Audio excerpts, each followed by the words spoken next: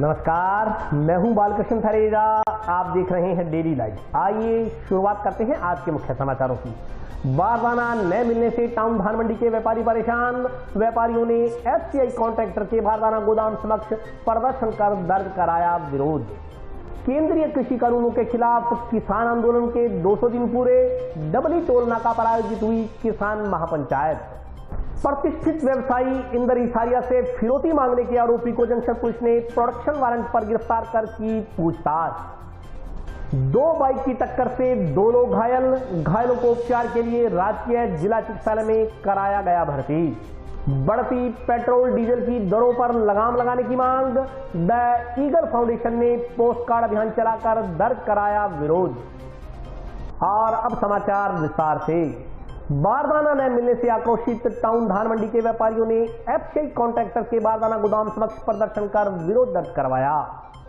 बारदाना देने में पक्षपात करने का आरोप लगाते हुए टाउन धान मंडी के व्यापारियों ने शनिवार को एफसीआई कॉन्ट्रैक्टर के बारदाना के गोदाम के समक्ष एकत्रित होकर आक्रोश जताया। धान मंडी के नजदीक स्थित गोदाम के समक्ष फूड एंड मर्चेंट एसोसिएशन के अध्यक्ष आशीष इसारिया व पूर्व अध्यक्ष घनश्याम भादू के नेतृत्व में एकत्रित व्यापारियों ने गोदाम पर तालाबंदी करनी चाहिए। तभी मौके पर पहुंचे एफसीआई के कॉन्ट्रैक्टर ने शाम तक और बारदाना मंगवाकर रविवार से आवश्यकता अनुसार व्यापारियों को बारदाना उपलब्ध करवाने का आश्वासन दिया। इस पर व्यापारी शांत हुए तथा तालाबंदी का निर्णय वापस ले लिया। इस मौके पर फूड एंड मर्चेंट एसोसिएशन के अध्यक्ष आशीष इसारिया ने बताया कि मंडी में अभी भी गेहूं की आवक हो रही है, लेकिन एफसीआई की ओर से व्यापारियों को काफी कम मात्रा में बारदाना वितरण किया जा रहा है। इस कारण किसानों का गेहूं मंडी में पड़ा है और उसे तोलने में दिक्कत आ रही है। इसके खिलाफ व्यापारियों ने आक्रोश जताया। वहीं एसोसिएशन के पूर्व अध्यक्ष घनश्याम भादू ने कहा कि एफसीआई की ओर से बारदाना उपलब्ध नहीं करवाया जा रहा, न ही क्यूआई की ओर से गेहूं का भाव लगाया जा रहा है। 30 जून तक गेहूं की समर्थन मूल्य पर खरीद होनी है। इसके बाद गेहूं की खरीद नहीं होगी। खरीद का समय पूरा होने में मात्र 4 दिन शेष है। किसानों का माल पीड़ों में पड़ा है। खरीद नहीं होने से व्यापारी किसान परेशान है। ठेकेदार भी मनमानी कर रहा है। वहीं अपनी मर्जी से चंद व्यापारियों को बारदाना उपलब्ध करवा रहा है। 14-15 हजार थैले तुलवाने वाले एक व्यापारी ने हरियाणा से माल मंगवाकर 80,000 थैले तुलवा दिए, लेकिन एफसीआई की ओर से कोई कार्रवाई नहीं की गई। ठेकेदार की ओर से रात के अंधेरे में अपने चहेते व्यापारियों को बारदाना की बंदरबाट कर दी जा रही है। इसके खिलाफ व्यापारियों ने एकत्रित होकर विरोध जताया है। उन्होंने बताया कि पिछले साल टाउन धान मंडी में 26,30,000 थैलों की खरीद हुई थी। इस बार करीब 27 लाख थैलों की खरीद होना अनुमानित है। अभी भी करीब 2 से 2.5 लाख बारदाने की आवश्यकता है। उन्होंने बताया कि शनिवार को व्यापारी एफसीआई कॉन्ट्रैक्टर के बारदाना के गोदाम पर तालाबंदी करने गए, लेकिन ठेकेदार ने आश्वस्त किया कि शाम तक उन्हें बारदाना उपलब्ध करवा दिया जाएगा।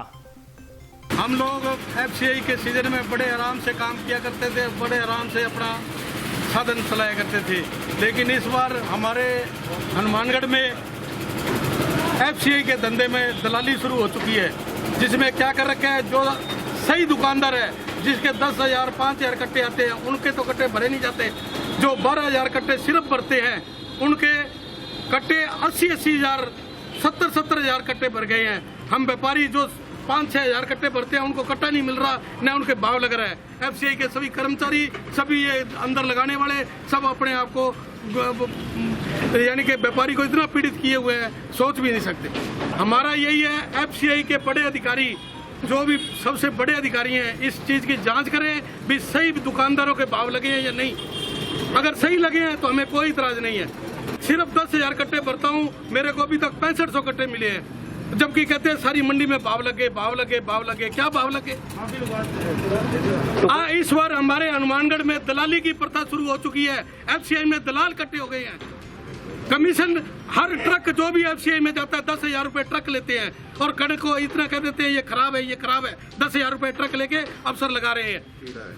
आज तक ऐसी बात नहीं हुई है। हमारे यहाँ कभी भी, इतने सालों से काम चल रहे हैं, कभी भी ऐसा काम नहीं हुआ है। इस बार मैं इस बात के लिए इतना पीड़ित हूँ कि भाव लाइन वाइज लगते तो हम बोलते नहीं थे। इस बार भाव दुकान में बैठ के 10 दुकानों में से 1 दुकान में लगे, 9 दुकानें खाली फिर रही हैं। प्रशासन से हम ये मांग करते हैं, शुरू से लेकर आज तक लिस्टों की जानकारी करके उसकी जांच हो। जो कट्टों लोगों ने पहले पिछले साल भरे हैं, उन कट्टों की जांच करके जिन्होंने ज्यादा भरे हैं उनसे पूछताछ की जाए। ठेकेदार से भी पूछताछ की जाए भी क्यों इनके इतने ज्यादा हुए। जो छोटा पीड़ित दुकानदार है उसको सिर्फ 6500 मिले हैं।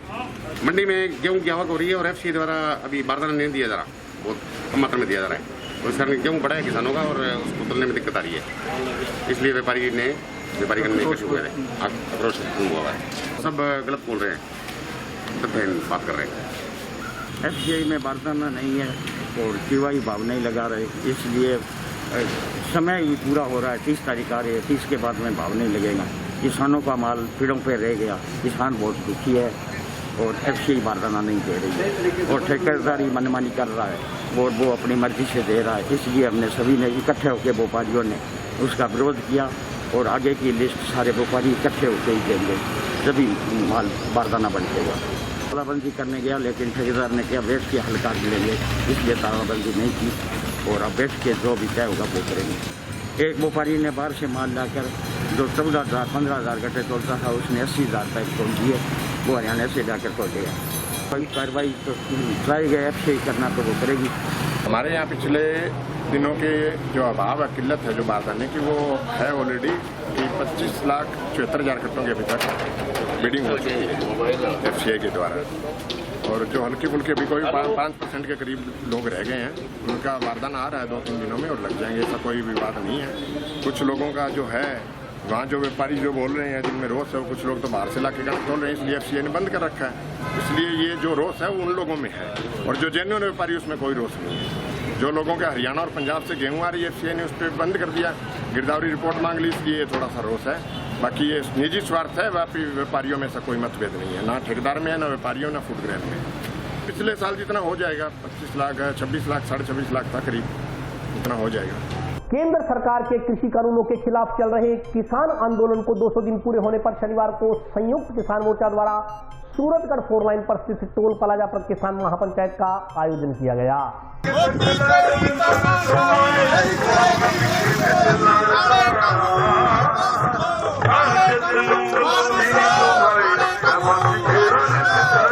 केंद्र सरकार के 3 कृषि कानूनों के खिलाफ जारी किसान आंदोलन के 200 दिन पूरे होने पर शनिवार को संयुक्त किसान मोर्चा के देशव्यापी आह्वान पर किसान बचाओ संविधान बचाओ दिवस मनाया गया। इसके तहत शनिवार को सूरतगढ़ 4 लाइन पर गांव मक्का सरवा डबली अठान के बीच स्थित टोल प्लाजा पर किसान पंचायत का आयोजन किया गया। किसान पंचायत को संबोधित करते हुए वक्ताओं ने कहा कि केंद्र सरकार को जगाने के लिए आज पूरे देश में इस तरह की पंचायतें हो रही हैं। तीनों काले कानूनों को वापस लेने की मांग को लेकर राष्ट्रपति के नाम ज्ञापन सौंपे जा रहे हैं, क्योंकि किसानों ने यह तीनों काले कानून नहीं मांगे थे। जबरदस्ती यह कानून किसानों पर थोपे जा रहे हैं। किसानों की मांग MSP पर खरीद की गारंटी है, वह मांग सरकार मान नहीं रही, क्योंकि किसान एक फसल को 6 माह तक पालता है। 6 माह के दौरान उसे काफी कड़ी मेहनत करनी पड़ती है, विपदाएं भी झेलनी पड़ती है, लेकिन अगर उसकी फसल पक भी जाती है तो भी निर्धारित नहीं होता कि उसे क्या मिलेगा। इसी के खिलाफ किसानों की लड़ाई है और किसान चाहता है कि केंद्र सरकार तीनों कृषि कानून वापस ले और MSP की गारंटी पर कानून बनाए। इस मौके पर रामेश्वर वर्मा, रघुवीर सिंह वर्मा, अवतार सिंह, सुरेंद्र शर्मा सहित अन्य किसानों ने अपने विचार रखे।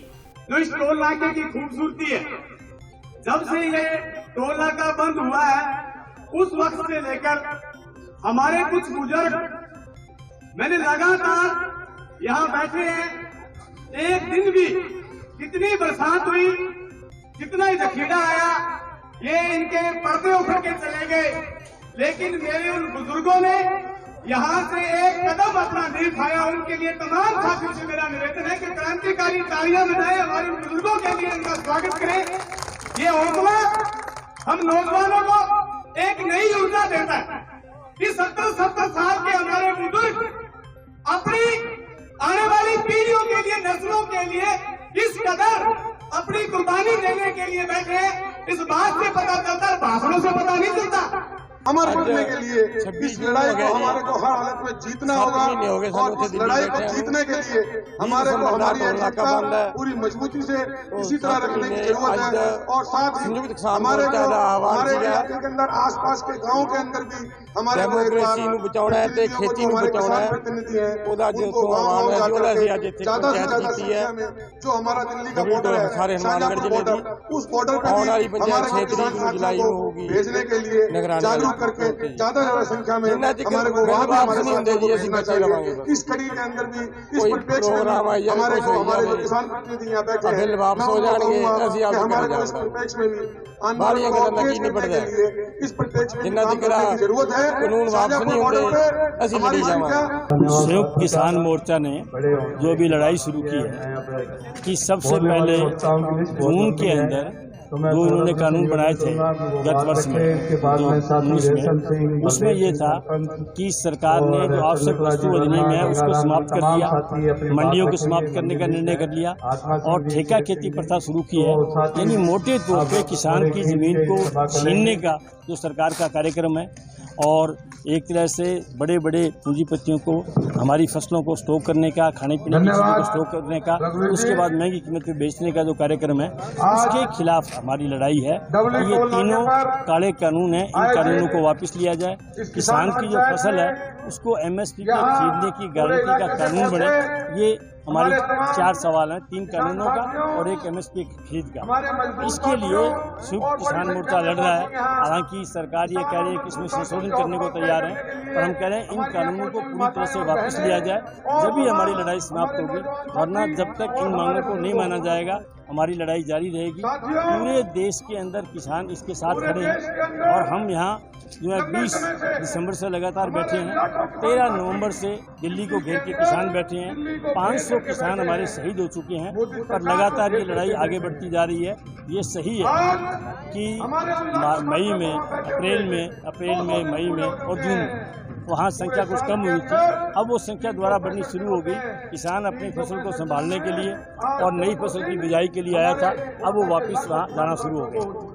शहर के प्रमुख व्यापारी इंदर इसारिया को जान से मारने की धमकी देकर 2 करोड़ रुपए फिरौती मांगने के मामले में गिरफ्तार शूटर ऋतिक ठाकुरवानी उर्फ बॉक्सर से पूछताछ के बाद पुलिस ने अदालत के आदेश पर उसे जेल भेज दिया। शहर के प्रमुख व्यापारी इंदर इसारिया को जान से मारने की धमकी देकर 2 करोड़ रुपए मांगने के मामले में गिरफ्तार गैंगस्टर ऋतिक ठाकुरवानी उर्फ बॉक्सर से पूछताछ के दौरान कई खुलासे किए। जंक्शन थाना के थाना प्रभारी नरेश गहरा ने बताया कि बॉक्सर ने बताया कि उन्होंने इंदर इसारिया से 2 करोड़ रुपए की फिरौती मांगी थी। फिरौती नहीं देने पर उसने व अन्य ने 2 बार इंदर इसारिया के घर पर फायरिंग का प्रयास किया था। दोनों बार फायरिंग करने पहुंचे, लेकिन दोनों बार ही वहाँ पुलिस की गश्त मिली। पुलिस को देखकर उनकी फायरिंग करने की हिम्मत नहीं हुई। पुलिस की ओर से जुटाई गई आपराधिक रिकॉर्ड में बॉक्सर पर अब तक 6 हत्या के प्रयास और रंगदारी मांगने की दर्ज मुकदमों की जानकारी सामने आई है। उस पर 2 मुकदमे जयपुर में, 1 हरियाणा, 1 हनुमानगढ़, जवाहर नगर, रायसीनगर थाना में 1-1 मुकदमा दर्ज है। रायसीनगर में फाइनेंसर राकेश चौहान उर्फ लाला के मकान पर फायरिंग की गई थी। इंदर इसारिया से 2 करोड़ रुपए की फिरौती मांगने के मामले में पूर्व में गिरफ्तार घड़साना निवासी आशीष बिश्नोई के पकड़े जाने के बाद बॉक्सर के बारे में जानकारी पुलिस के पास पहुंची। आशीष के गिरफ्तार होने के बाद बॉक्सर गिरफ्तारी से डरते हुए मध्य प्रदेश के उज्जैन शहर में चला गया था। वहाँ वह करीब 5 माह तक छुपा रहा। लॉकडाउन खत्म होने के बाद वह जयपुर लौटकर आया और पकड़ा गया। शनिवार को जंक्शन पुलिस ने पूछताछ के बाद मालवीय नगर जयपुर निवासी शूटर ऋतिक ठाकुरवानी उर्फ बॉक्सर पुत्र किशन चंद को न्यायालय में पेश कर न्यायिक अभिरक्षा में जेल भेज दिया। जंक्शन पुलिस बॉक्सर को श्रीगंगानगर जेल से प्रोडक्शन वारंट पर गिरफ्तार कर हनुमानगढ़ लाई थी। इस मामले में जंक्शन पुलिस आशीष बिश्नोई निवासी अमर कॉलोनी घड़साना तथा कार्तिक जाखड़ पुत्र राजेंद्र कुमार निवासी 2 KLM रावला को भी फरवरी माह में श्रीगंगानगर से प्रोडक्शन वारंट पर गिरफ्तार कर लाई थी। उन्होंने अजमेर जेल में बंद गैंगस्टर के लिए काम करने की बात स्वीकारी थी।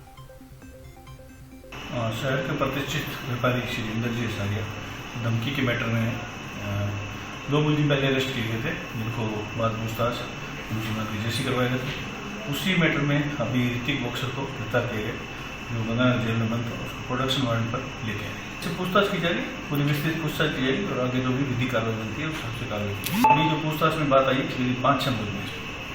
सतीपुरा व गहड़ू गांव के बीच आज 2 मोटरसाइकिलों की भिड़ंत हो जाने से 2 लोग घायल हो गए। घायलों को टाउन के राजकीय जिला चिकित्सालय में भर्ती करवाया गया। टाउन के नजदीकी सतीपुरा तथा गहड़ू रोड के बीच शनिवार दोपहर लगभग 2:30 बजे 2 मोटरसाइकिलों की आमने सामने भिड़ंत हो जाने से 2 लोग घायल हो गए। मिली जानकारी अनुसार दोनों व्यक्ति अलग अलग बाइक पर सवार होकर विपरीत दिशाओं में जा रहे थे कि इस दौरान गहड़ू और सतीपुरा के बीच दोनों मोटरसाइकिलों में टक्कर हो गई। इसमें बाइक सवार रवि पुत्र जीत सिंह राय सिख और उमर खान पुत्र नादर खान जाति मुसलमान दोनों घायल हो गए। आसपास एकत्रित हुए लोगों ने 108 एम्बुलेंस की सहायता से दोनों को टाउन स्थित राजकीय जिला चिकित्सालय के ट्रोमा सेंटर में पहुंचाया, जहां दोनों का इलाज चल रहा है। मिली जानकारी अनुसार एक बाइक चालक की सिर में तथा एक बाइक चालक के पैरों में चोट आई है। सर अभी मैं घर से आ रहा था तो उन्होंने कॉल किया, मैंने तो बोल रहे एक्सीडेंट हुआ है क्या चाचा जी का, तो वो बोल रहे हैं कि मोटरसाइकिल दोनों आमने सामने भिड़े हुए थे। तो बाद में 108 पर कॉल किया और एम्बुलेंस आगे ले आई इधर इनको, ये मेंढर के पास सतीपुरा रोड पर। ये भी दोनों आपस में भिड़े मोटरसाइकिल और अगले वाले बोल रहे हैं कि हमने नहीं ऐसा किया। दोनों उनके तो 2 जने थे, उनके एक के तो कुछ ही नहीं हुआ, दूसरे के लगी है थोड़ी सी मुंह में और मेरे चाचा जी के हाथ पैर है और सिर में खुबा हुआ है, कुछ ज़्यादा लगी हुई है, टूट गई लात। यहाँ भी कर रहे हैं, सिर में ज़्यादा है और लात टूट गई 3 जगह से। बढ़ती पेट्रोल व डीजल की दरों के विरोध में द ईगल फाउंडेशन द्वारा पोस्ट कार्ड अभियान चलाकर विरोध दर्ज करवाया गया। बढ़ते पेट्रोल व डीजल की दरों के विरोध में शनिवार को द ईगल फाउंडेशन द्वारा पोस्ट कार्ड अभियान चलाकर अपना विरोध दर्ज करवाया गया। द ईगल फाउंडेशन जिलाध्यक्ष बलजिंदर कौर ने बताया कि कोरोना काल में जहां आम व्यक्ति का काम धाम चौपट हो गया है, वहीं केंद्र व राज्य सरकार अपना स्वार्थ साधते हुए आम व्यक्ति की टैक्स के नाम पर लूट मचा रही है। उन्होंने कहा कि कच्चे तेल के दाम कम होने के बावजूद केंद्र सरकार ने पेट्रोल व डीजल की दरें बढ़ा दी, वहीं राज्य सरकार भी कहीं पीछे न रहते हुए टैक्स के नाम पर पेट्रोल व डीजल के दाम बढ़ा रही है। उन्होंने बताया कि 2 साल से कोरोना काल के कारण लोगों के काम धंधे चौपट हैं, परंतु जनहितैषी सरकार कहलाने वाली सरकार जन विरोधी बन चुकी है। फाउंडेशन सदस्यों ने बताया कि महंगाई कम करने के लुभावने वादे करने वाली केंद्र व राज्य सरकारों ने पेट्रोल डीजल के दाम बढ़ाकर एक बार फिर से आम आदमी को आर्थिक नुकसान पहुंचाने का काम किया है। सदस्यों के अनुसार रोजाना बढ़ती महंगाई की मार और सरकारों के जन विरोधी रवैये से लोगों में रोष है। युवा दर की ठोकरें खा रहे हैं, जबकि सरकार का वायदा 2 करोड़ सालाना रोजगार देने का था। सरकार ने ईंधन के दाम कम करने का वायदा किया था, पर आज तो ईंधन के दाम रोजाना बढ़ाए जा रहे हैं। वर्तमान में प्रत्येक वर्ग अपने आप को ठगा सा महसूस कर रहा है। उन्होंने कहा कि सरकारों को चाहिए कि आमजन के हित में टैक्स की दरें कम करें और आमजन को इस वैश्विक महामारी से उबरने में सहयोग दें। द ईगल फाउंडेशन द्वारा जारी पोस्ट कार्ड अभियान के तहत शनिवार को जिले के 5 विधायकों, मुख्यमंत्री, प्रधानमंत्री व राज्यपाल के नाम सैकड़ों युवाओं ने पोस्ट कार्ड लिखकर अपना विरोध दर्ज करवाया। इस मौके पर प्रशांत सोनी, नासिर खान, बलजिंदर कौर, दिनेश शर्मा, नमन पंडित, अर्जुन शाक्या, अशरफ जोइया, प्रिंस सोनी, राम सोनी, शराफत अली, चमकोर सिंह, शकील खान आदि मौजूद रहे। आज जैसे पेट्रोल और डीजल की कीमतें बढ़ रही हैं, तो उसके लिए द ईगल फाउंडेशन की तरफ से बधाई पत्र जो है वो भेजे जा रहे हैं। तो अगर जैसे पेट्रोल और डीजल का बेस प्राइस है जो वो कम है, लेकिन सरकारें जो अपना टैक्स उसके अंदर ऐड कर देती हैं, उसकी वजह से इसकी कीमत बहुत ज़्यादा बढ़ी पड़ी है, जिसकी वजह से लोगों के जैसे महंगाई बढ़ रही है और लोगों को काफ़ी परेशानी की प्रॉब्लम हो रही है। और इसकी वजह हमारी यही विनती है कि सरकार अगर उसमें टैक्स में अगर कमी कर दे तो लोगों को राहत मिल सकती है। पोस्ट कार्ड हमने यहाँ के जो विधायक हैं उनको भेजे हैं और नरेंद्र मोदी जी को और यशोदा रोजी को भेजे हैं। आज द ईगल फाउंडेशन की तरफ से शहर के सभी विधायकों, मुख्यमंत्री व प्रधानमंत्री के नाम बधाई देते हुए पोस्ट कार्ड लिखे गए हैं। इसमें हमने सरकार से निवेदन किया है कि जो पेट्रोल और डीजल के दाम दिन प्रतिदिन बढ़ते जा रहे हैं, आसमान छू रहे हैं, जिससे आमजन को बहुत परेशानी हो रही है, ये तेल के दाम घटाए जाएं, जिससे आमजन को सुविधा मिल सके। क्योंकि हर सरकार ने, चाहे वो बीजेपी है चाहे कांग्रेस है, सभी ने वादे किए थे कि हमारी सरकार बनते ही हम तेल के दाम घटा देंगे, लेकिन किसी ने कोई प्रयास नहीं किया। इससे आमजन को बहुत परेशानी हो रही है। आज पेट्रोल 109 रुपये और डीजल लगभग 101 रुपये हो चुका है। आज हमने पोस्ट कार्ड अभियान स्टार्ट करके यही मांग की है कि पेट्रोल और डीजल के दाम कम किए। आज हमने यह शहर के सभी विधायकों को, चौधरी विनोद कुमार जी, अमित चौहान जी, धर्मेंद्र मोदी जी, गुरदीप सिंह शाहपुरी जी, बलवान पूनिया जी, मुख्यमंत्री माननीय अशोक गहलोत व प्रधानमंत्री श्री नरेंद्र मोदी जी के नाम ये पोस्ट कार्ड भेजे। और अभी वक्त ब्रेक का, हाजिर होता हूँ छोटे से ब्रेक का।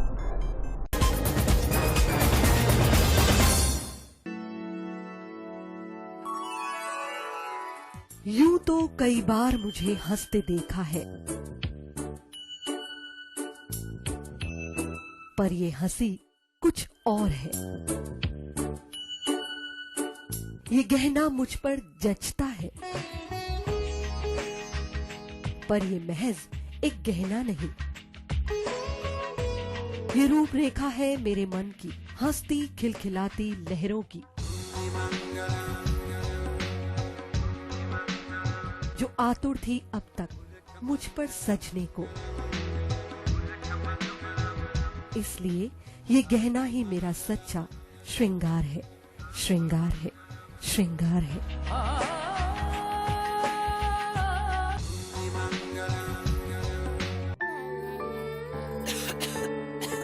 दीदी ये देखो,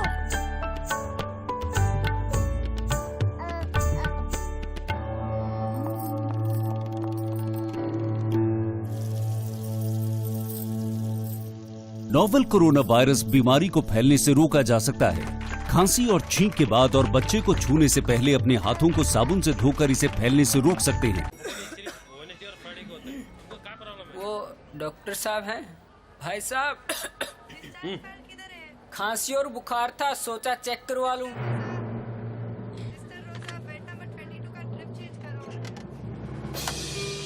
नोवेल कोरोना वायरस बीमारी को फैलने से रोका जा सकता है।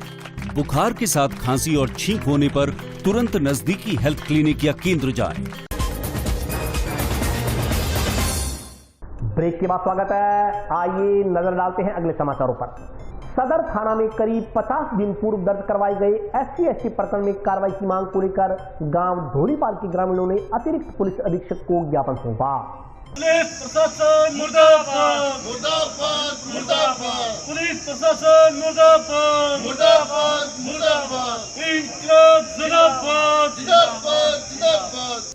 गांव धोलीपाल के ग्रामीणों ने शनिवार को अतिरिक्त जिला पुलिस अधीक्षक को ज्ञापन देकर लगभग 50 दिन पहले धोलीपाल प्रकरण में दर्ज करवाए गए SC/ST के मामले में आरोपियों की गिरफ्तारी की मांग की। ज्ञापन में कहा गया है कि पुलिस थाना सदर में SC/ST एक्ट के तहत करीब 50 दिन पहले FIR दर्ज करवाई गई थी। उक्त FIR में वर्णित घटना की वीडियो भी पुलिस को उपलब्ध करवाई गई थी। इसमें पीड़ित पक्षकार के बयान भी धारा 164 में दर्ज हो चुके हैं, परंतु पुलिस द्वारा आरोपियों के विरुद्ध गिरफ्तारी हेतु कोई कार्रवाई नहीं की जा रही। इसी के साथ आरोपियों द्वारा पीड़ितों को आए दिन जान से मारने की धमकियां दी जा रही हैं और मुकदमा उठाने के दबाव डाले जा रहे हैं। ग्रामीणों ने चेतावनी दी कि यदि शीघ्र ही आरोपियों को गिरफ्तार नहीं किया गया तो ग्रामीण आंदोलन करने को मजबूर होंगे। ज्ञापन देने वालों में देवीलाल, वेद मक्कासर, लालचंद मेघवाल, कुलदीप औलख, बग्गा सिंह, मुकेश कुमार, वीर सिंह सहित अन्य ग्रामीण मौजूद रहे।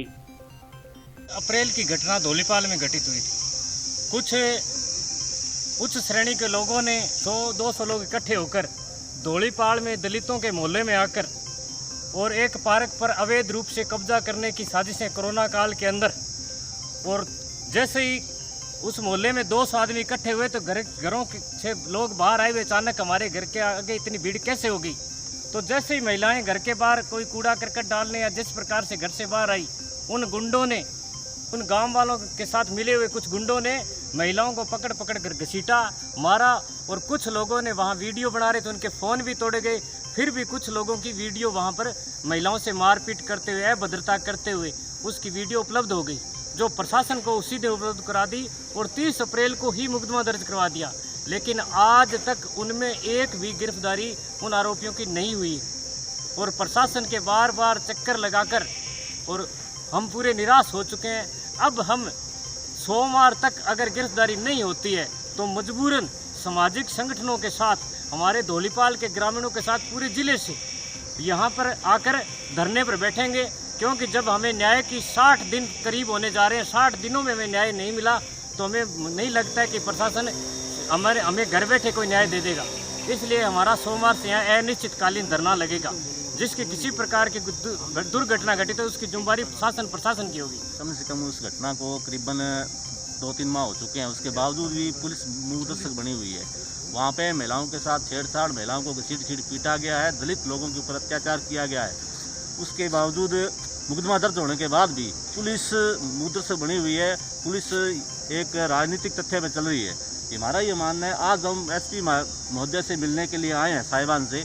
हमारी ये मांग है, अगर दोषियों के खिलाफ कार्रवाई नहीं हुई तो निश्चित ही भारत की जनवादी नौजवान सभा व तमाम भीम आर्मी के तमाम बहुजन समाज पार्टी व ग्रामीणों को मिलकर हम सदर थाने का घेराव करेंगे। नेहरू मेमोरियल PG महाविद्यालय में 1 जुलाई से 15 जुलाई तक पौधारोपण अभियान चलाया जाएगा।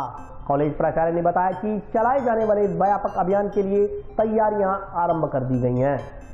टाउन स्थित नेहरू मेमोरियल PG कॉलेज में नहरी पानी की सुविधा प्राप्त होने के बाद कॉलेज परिसर को हरा भरा बनाने का अभियान शुरू किया जा रहा है। इस संदर्भ में जानकारी देते हुए PG कॉलेज के प्राचार्य नरेंद्र भामू ने बताया कि कॉलेज द्वारा 1 से 15 जुलाई तक पौधारोपण अभियान शुरू किया जाएगा। इसके तहत लगभग 1000 पौधे कॉलेज परिसर में लगाए जाएंगे। उन्होंने बताया कि कोला नहर से पानी लाने के लिए पाइपलाइन बिछा दी गई है तथा वह पानी डिग्गी द्वारा एकत्रित किया जा रहा है। डिग्गी से पौधों तक पानी पहुँचाने के लिए कच्चे खालों का भी निर्माण कर दिया गया है। उन्होंने कहा कि पौधारोपण अभियान के तहत जनप्रतिनिधियों, अधिकारियों तथा NCC के कार्यकर्ताओं के माध्यम से इस अभियान को गति दी जाएगी। उन्होंने उम्मीद जताई कि पौधारोपण के बाद इसकी सार संभाल भी गंभीरता से की जाएगी तथा 1 साल के भीतर कॉलेज में हरा भरा वातावरण देखने को मिलेगा। क्लीन एंड ग्रीन कैंपस अभियान चलाया जाएगा 1 से 15 जुलाई के बीच में। इसमें कैंपस को सुंदर बनाने के लिए और हरा भरा बनाने के लिए पूरी कोशिश करेंगे हम। उसके लिए हमने निर्धारित किया है कि 1 से 15 जुलाई के मध्य में 1000 से अधिक पौधे हम लगाएंगे। उसके लिए तैयारियां की जा चुकी हैं।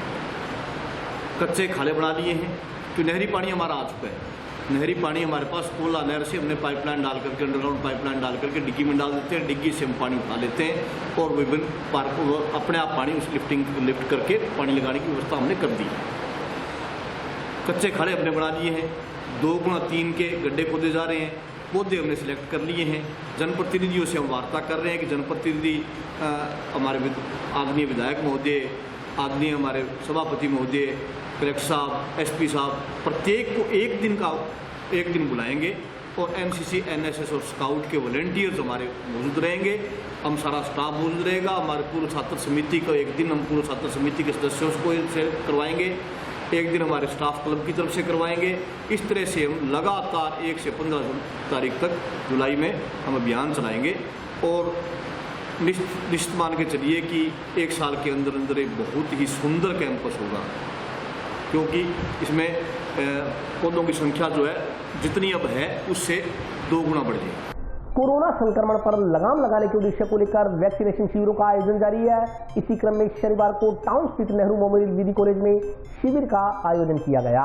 शिविर में लगभग 650 लोगों के कोरोना रोधी इंजेक्शन लगाए गए। कोरोना संक्रमण को खत्म करने की दिशा में सरकार द्वारा किए जा रहे प्रयासों के क्रम में वैक्सीनेशन लगाने का क्रम जारी है। इसी अभियान के तहत शनिवार को टाउन स्थित नेहरू मेमोरियल विधि कॉलेज में वैक्सीनेशन शिविर का आयोजन किया गया। शिविर के संदर्भ में जानकारी देते हुए स्वास्थ्य कर्मियों ने बताया कि 18 से लेकर 45 साल की उम्र तक के लोगों को वैक्सीनेट किया जा रहा है। उन्होंने जानकारी दी कि विधि कॉलेज में लगे शिविर के लिए 650 डोज प्राप्त हुई है। स्वास्थ्य कर्मियों ने बताया कि आज के शिविर में बड़े ही अनुशासित तरीके से कोविड गाइडलाइन की पालना करते हुए आमजन को कोरोना रोधी इंजेक्शन लगाए गए। आज लॉ कॉलेज के अंदर कोवैक्सीन का सेशन चल रहा है 18+ और 45+, जिसमें फर्स्ट डोज और सेकंड डोज दोनों ही लग रही है। जहाँ वैक्सीनेशन आज 9 बजे से लेके शाम को 5 बजे तक पूर्ण रूप से चल रहा है। अगर कोई वैक्सीन करवाना चाहता है तो वो यहाँ लॉ कॉलेज के अंदर आज करवा सकते हैं और यहाँ अनुशासन के साथ वैक्सीनेशन हो रहा है। यहाँ पे वैक्सीनेशन जो है 650 डोज मिली है हमको और कोई दिक्कत वाली बात नहीं है। वैक्सीन आप पूर्ण रूप से करवा सकते हैं, नॉर्मल है, कोई दिक्कत वाली बात नहीं है, डिसिप्लिन है और 2 गज की दूरी भी बनाए रखे हुए हैं। जनता बहुत ज़्यादा उत्साह दिख रहा है और कोई परेशानी नहीं है, आप वैक्सीन करवा सकते हैं। पुलिस के कर्मी हैं जो सुरक्षा यहाँ पे दे रहे हैं, सहयोग कर रहे हैं, पूरा सहयोग है। जो यहाँ पे टीचर्स वगैरह हैं उनका भी सहयोग है और जो ANM स्वास्थ्य विभाग का स्टाफ हो वो भी है। और आज के लिए बस इतना ही। कल फिर हाजिर होता हूँ नए समाचारों के साथ। तब तक के लिए नमस्कार।